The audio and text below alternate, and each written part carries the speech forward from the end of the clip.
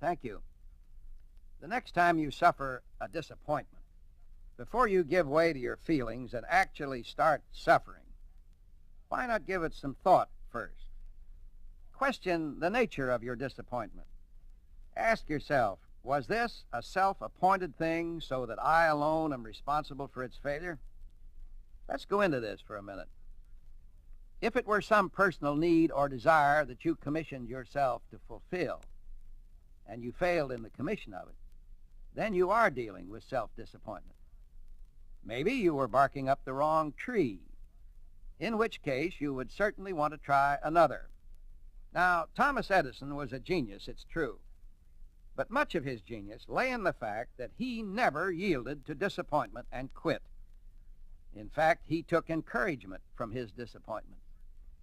When Edison worked on the electric light, he performed 5,000 experiments, and he failed 5,000 times.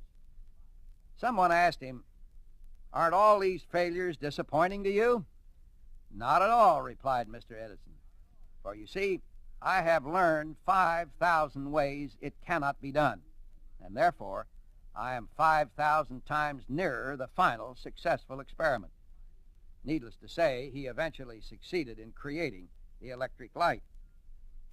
But when you've done all you can about a matter, and the result is disappointing, then it's time to say to yourself, it's simply not meant to be.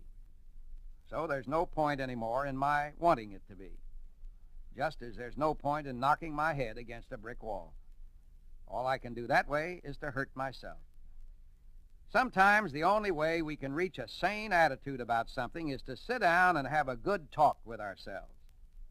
I'd like to give you some pointers for such a talk right after this word. If you want to have a healthier, happier, and more efficient life, you must learn how to deal with disappointment skillfully and sensibly.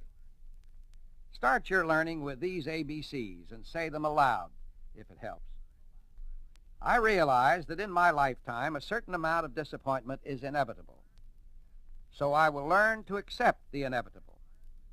But I'll analyze my failures and learn what caused them so that I do not repeat them. Now, wind up your talk with these two self-promises. First, I will not allow a setback to set me back for long. I'll force myself to swallow the immediate hurt of not getting what I want and get on with the things I stand a better chance of achieving. And last, I'll help others to handle their disappointments, and that will help me in handling my own.